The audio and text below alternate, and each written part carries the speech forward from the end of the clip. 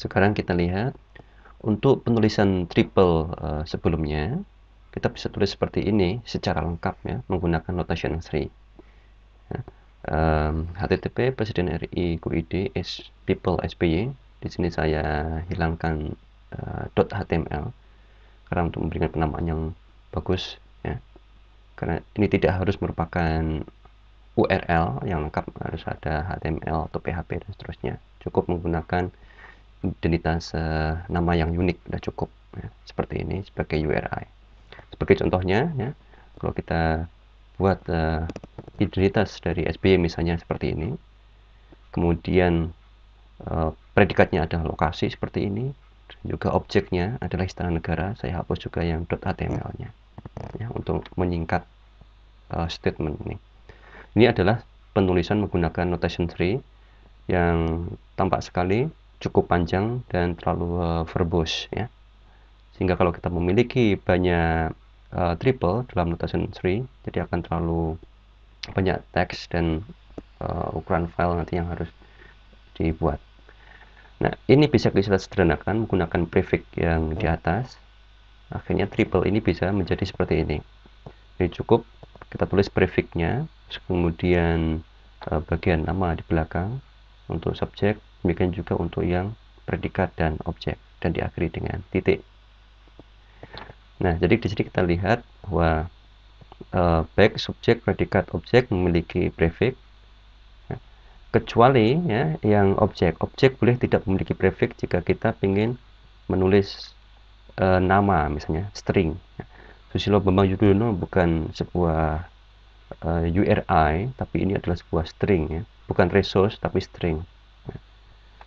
Nah, untuk menuliskan string atau literal menggunakan NT3, caranya adalah seperti yang di bawah ini. Subjek dan predikat harus merupakan resource dan objeknya di sini merupakan literal. Cara membacanya sangat mudah. Di sini tampak seperti teks atau tulisan biasa yang menyatakan bahwa SBY memiliki nama Susilo Bambang Yudhoyono misalnya.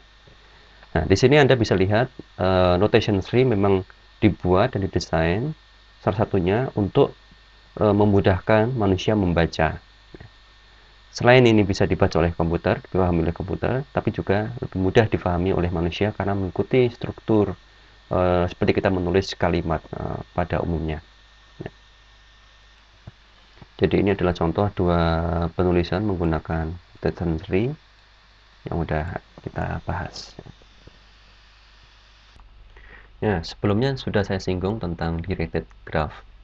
Nah, ini adalah cara bagaimana kita menggambarkan triple dalam bentuk directed labeled graph. Ini artinya dalam grafik ini kita bisa lihat arah ya, arahnya misalnya dari subjek diarahkan directed menuju ke objek, tidak sebaliknya ya, tapi punya arah tertentu. Nah, arahnya itu tidak sembarangan. Kemudian kita memberi label. Jadi setiap elips ini menggambarkan resource ya. Kita beri label. Nah, label ini adalah seperti URI yang kita miliki sebelumnya. Demikian juga dengan anak panah yang menunjukkan arah juga memiliki label. Nah, di sini sebagai predikat. Nah, kemudian objek dalam bentuk elips lagi di sini, ini merupakan URI yang memiliki label dari URI objek yang kita miliki, misalnya Cilok Istana Negara. Nah, untuk objek yang dalam bentuk literal atau string, bukan resource seperti ini, kita gambarkan dalam bentuk kotak ya.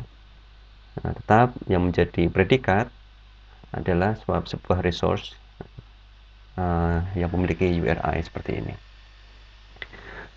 Jadi kalau kita memiliki triple yang sangat banyak ya, kita bisa lihat bagaimana hubungan antara node-node antara subjek dan objek dan seterusnya ini, sehingga membentuk suatu jalinan antara resource-resource yang ada di dalam knowledge base yang kita miliki nantinya. Nah, sebagai contoh saja saya ambilkan relation graph dari gracenews.com. Di relation graph ini ya, subjek dan objek dihubungkan menggunakan predikat. Misalnya di dalam contoh ini saya ambil Robert Tantular yang pada suatu ketika dalam pemberitaan itu sangat ramai, maka kita bisa kumpulkan datanya secara otomatis dari berita-berita di koran, sehingga bisa kita proses berita itu untuk mendapatkan subjek, predikat, dan objek. Dan ketika semua subjek, predikat, dan objek itu dihubungkan menjadi satu, ya, masing-masing triple kita olah sedemikian rupa sehingga antara subjek nyambung dengan objek, objek nyambung dengan subjek berikutnya, dan seterusnya. Sehingga kita bisa dapatkan Robert Tantular dan beberapa predikat yang paling sering dikutip di media pada saat atau periode tertentu. Ya, misalnya dalam hal ini Robert Tantular dan predikat terkait. Nah, dalam hal ini adalah objeknya adalah putusan pengadilan negeri misalnya. Robert Tantular terkait dengan putusan pengadilan tinggi tertentu.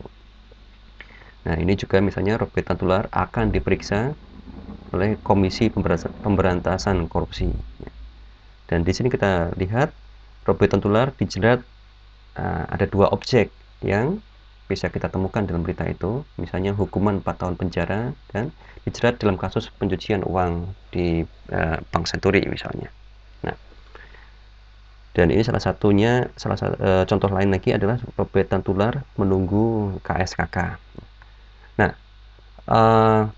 ini adalah sampel penerapan semantik web dalam aplikasi di gracenews.com, di mana kita bisa mendapatkan insight, ya, pengetahuan tentang relasi antara satu tokoh dengan tokoh yang lain atau organisasi yang lain atau kasus-kasus yang lain. Nah, hal ini memudahkan kita nantinya jika kita memiliki banyak sumber berita dan kita tidak punya waktu untuk membaca semuanya, maka komputer akan bisa membantu kita untuk mendapatkan informasi-informasi yang sangat penting dalam berita itu, sehingga kita bisa tahu apa yang terjadi dalam sebuah gambar, ya, bentuk relasi hubungan peristiwa yang ada di dalam berita itu terhadap sebuah domain atau subjek tertentu, ya, akan bisa kita lihat dalam sebuah gambar atau graf seperti ini.